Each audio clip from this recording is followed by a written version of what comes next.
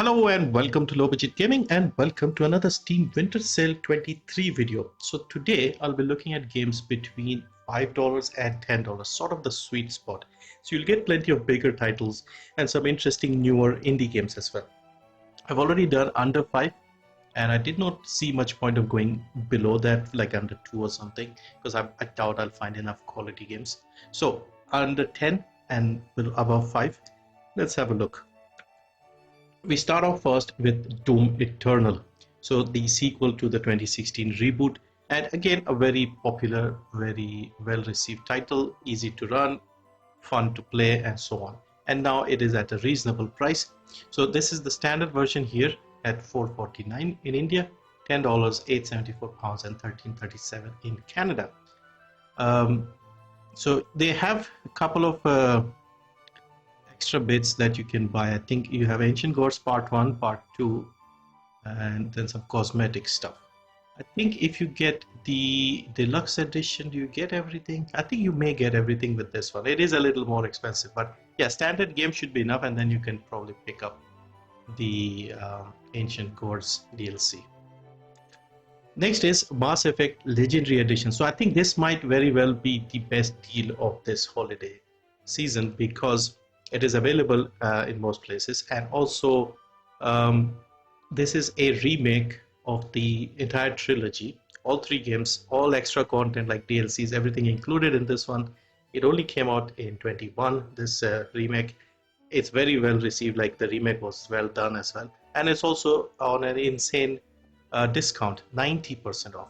300 in India, $6, £5, 8 in Canada, 10 in the 6 in the Eurozone, and 9 in Australia. Next we have the big granddaddy fantasy RPG in the form of Elder Scrolls V Special Edition. Now you can get the Anniversary Edition, but this is sort of the most you could say complete or standard game, you could say.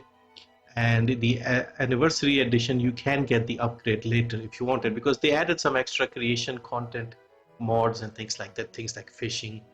So this one here, you could say, is like the most full complete version from Bethesda. So this is 80% off, $359 only. It did hit a new low this year, and it is equal to that, $8 only, £7, $10.69 in Canada, 8 in the Eurozone, and 11 in Australia.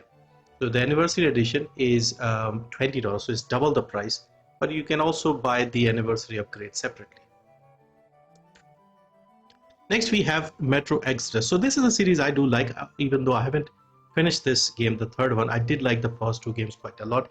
The atmosphere, the setting is based on the novels, and yeah, generally very enjoyable. Sort of, you could say, a little bit horror and thriller, suspense. Yeah, it maybe survival as well. You could maybe do that as well. But yeah, fun FPS game with an interesting storyline. This is 80% off for the base game, $6, $4.50 in India, $5.29 in the UK, $8.29 in Canada. The gold edition has 2 sort of expansions, 2 extra stories, you could say. And this is 80% off, $600 in India, still under 10, so $8, £7, 11 in Canada, and 8 in the Eurozone. There's also a deal on the entire trilogy, and you can sort of get it for like 11, 12, I think, depending on where you are. Next we have Gears 5. So I played Gears 5 when it first came out through the Game Pass, and I kind of liked it. It's I wouldn't say it's like a very amazing game or anything, but it is a well-made game, runs very well, has decent length, graphically looks good, combat was fun, story was okay, interesting, nothing outstanding, but overall it was an enjoyable time. It was one of those games when you play it, you finish it, you think, that was a nice game, but you don't really want to go back and play again the campaign at least. And I did not bother with the multiplayer. So this is very cheap here, 75% off, $224, so still on the old regional pricing. Halo Master Chief, they have changed the pricing on that, they have increased it, but they haven't done it for this one. So Gears 5 is $10 in the US, $8.74 in the UK, $12.49 in Canada, 10 in the Eurozone, $12.48 in Australia.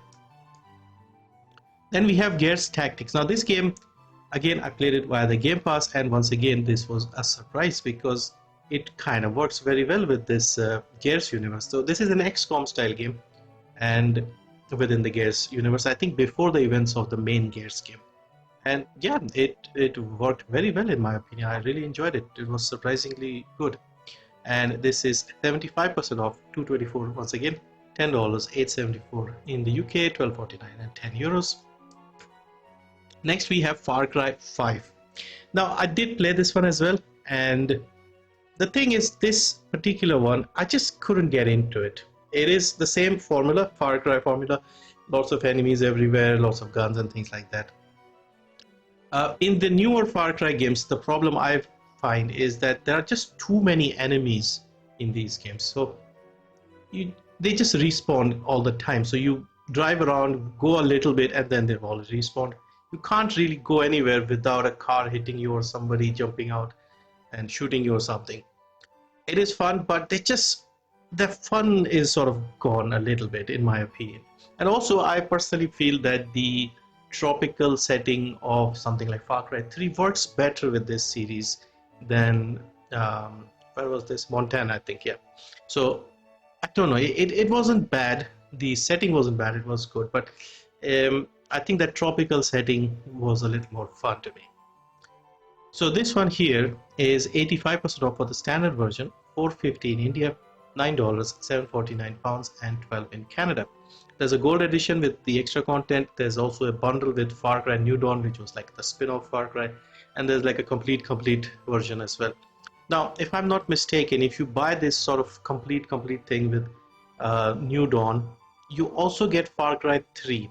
At least I got it. I don't know if it is still an offer that they give you. They don't mention it anywhere, but when you buy this gold edition and deluxe edition of both the games, you get Far Cry 3 as well. If anybody has bought it recently, do let me know. Next is Dying Light. So a first-person parkouring zombie game, and this was surprisingly fun. So open world, you are in a sort of Middle Eastern city or country or something, and it seems there was a major sporting event like an Olympics or something, and then there was a zombie outbreak and you got quarantined into that island, into that city, whatever it was. And so the survivors, they learn parkouring and try to survive, getting supplies and things and coming back to the safety of the building where they are settled. So very fun game, surprising. The story wasn't the strongest point, even though, as I just mentioned, the premise is interesting. But it's just the movement, the combat, running around, parkouring, making weapons, like, you know, putting things together like nails on a cricket bat and then going around beating the zombies. So that part was really fun. Now this one is a complete edition called the Definitive Edition, has all the content in the game. So you have the base game, then you have something called the Following. Following was an expansion which was set sort of out on the outskirts of the city, where you have this buggy that you use to move around, and there are all the extra skins and stuff. So all of this, all of that is included in this bundle. Skip this one if you don't have the game. Get this one. This is the Definitive Edition. All of it included here. All of this is included here. 80% off, $300 in India, $10, £7, £11.39 in Canada, €10. Game is not too old, not too new, so it'll still look good, but it'll not be too demanding. Overwhelmingly positive, as you can see. And this is from 2015. Next is Weird West Definitive Edition. So another of those games that I have played via the Game Pass, and I liked it. This is made by the creators of Dishonored and Prey, and they, I think, set up their own studio and made this game. So it's a tale in the Wild West, but it's called Weird West because there's some supernatural stuff going on. It tells the stories of 4 or 5 different characters, and they're sort of interconnected. So you complete one story, then you move on to the next, and so on. The first one is for the Bounty Hunter, which is available as a separate demo. And if you want the complete version, it is 75% off, $374 in India, $10, £774 and 11 in Canada. This Bounty Hunter thing alone was like 4 or 5 hours long when I played it. So for a demo, this is pretty good if they're giving you the full journey. Next is another very popular game, at least critically, and this is Disco Elysium: The Final Cut. So this is a RPG with a lot of different choices, a bit of detective stuff happening here as well. And yeah, this is yet again a game I have bought but still haven't managed to play. the studio sadly is no longer the same. Most of the devs have left and things like that. So we are unlikely to get like a sequel made by the same people, but it is still a great game, and this is the final cut with all the refinements, I guess.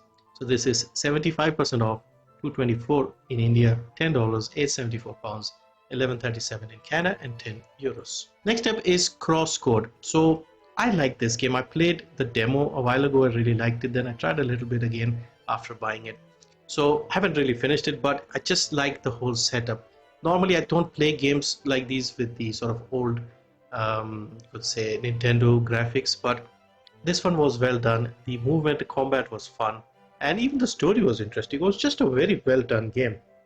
And this is 70% off, 265 in India, $6, 449 pounds, 659 in Canada, and 6 euros. So I would say try the demo because you may be pleasantly surprised, because that is what happened with me. Next is the Ascent. Now the Ascent is a cyberpunk themed isometric RPG, and it's a twin stick shooter as well. It's a different game to like some of the other ice. It's not like Diablo, it's not like Baldur's Gate or something. It is more action oriented and a lot of customizations and stuff. I played it when it first came out. I got a key for Steam, and I also played it with a friend in co-op via the Game Pass. And both single player and co-op, it works very well. When it first came out, there were some bugs with quests getting stuck and things like that, but it should all be sorted now. And overall, I did enjoy it quite a bit. The shooting was the best, most fun part. I played it with a controller, and so as you know, with the twin stick stuff, it's quite fun. You can customize your character quite a lot. The environment and things were very, very detailed. Like one of the most detailed, most cluttered worlds I've seen. Plenty of customizations as well. The story wasn't particularly the best in my opinion, but it was still fine. It was not the main thing as with these games basically. So if you want to just have a fun game, especially if you want to play in co-op with a friend, this is I think a very good pick. So 70% off, 629 in India, $9, 749 pounds, 11.99 in Canada, and 9 in the Eurozone. Next is Bloodstained Ritual of the Night, and I know what you're going to say. Yes, I did play it via the Game Pass, and I did not actually like it that much, if I'm being honest. Everybody loved it. There was just everybody was hyping it like it's a beautiful game. It's like Castlevania. It is like that, but I just didn't get into it. I just did not enjoy it. The character here, forgot what her name was, Miriam. She just screams and does all the anime voices quite a lot, and I was just getting irritating. Like every time you jump, she'll make a sound. It was getting on my nerves. And yeah, overall the game is good. It looks very good. Attack and movement and all of that is good. It was just, I have played the original Castlevania Symphony of the Night. I bought it for the phone. It's available on mobiles. I did play it there and I liked it. This one wasn't bad. Again, not bad. If they do some minor changes, it might be fun. So if you're a fan of these style of games, this is really recommended by everyone. Maybe not me, but still, it's a good game. 75% off, 625 in India, $10, 874 pounds, 1337 in Canada, and 10 euros. Also, the regional price for the longest time wasn't great on this. This is still 2500 full price. So even with a 75% discount, it's still not as cheap, but it's not bad.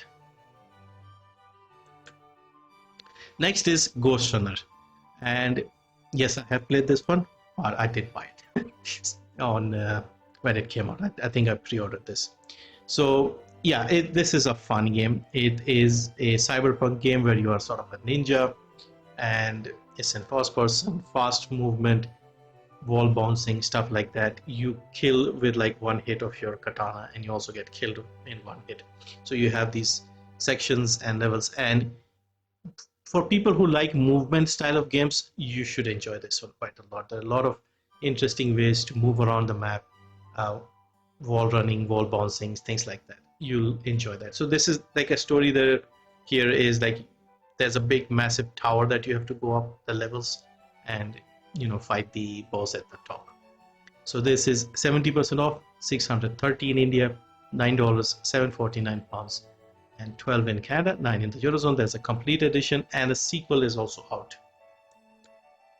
The Surge 2. So I've mentioned the Surge 1 a few times, and it's basically the same game. Sequel, you have an exoskeleton, Souls-like game. You fight other enemies with exoskeletons. You kill them. You chop off the useful bits from their exoskeleton, attach it to yours, get yourself more powerful and stuff like that. So this is 80% off, $279 in India, $6, £499, 8 in the 8 in Canada and 6 in the Eurozone. Complete edition is also comfortably under 10, so $379 in India, $8, £7, 11 in Canada, 8 in the Eurozone. Saints Row the Third Remastered. This is here because most people were quite impressed by the sort of remaster of the game, and it looks good, runs well, and although the reviews are kind of mixed, but they're just below positive. And also this was given away free by Epic, so you may already have it. But anyway, this is 80% off, only $336 in India, $6, £529, $829 in Canada, and 6 in the Eurozone. And then finally, one of my favorite RPGs is GreedFall. This just had a slightly different setting to the usual stuff. It's not like the medieval fantasy, it's also not like anything modern or cyberpunk. It's sort of in the new world era, and again, supernatural stuff and different things happening. Fantasy is there plenty, so you should like it. But it's more of a BioWare style RPG, more talking, more characters, and trying to balance your relationship with factions and things like that. I really enjoyed it, but again, may not be for everyone. 80% off, $319 in India, $7, £6, and $9.59 in Canada, and €7. There's also a gold edition which includes a DLC expansion, you could say, called the Vespe Conspiracy. Not a proper expansion, but like more of a extra content, a little bit of a quest line, I guess. And I have not played this. So $10 for that, the gold edition, and $8.74 in the UK, $13.74 in Canada, 10 in the Eurozone. So yeah, that's a quick look at games between 5 and 10. I have a few more ideas. I'll try and work on that. But anyway, thank you for watching and see you next time.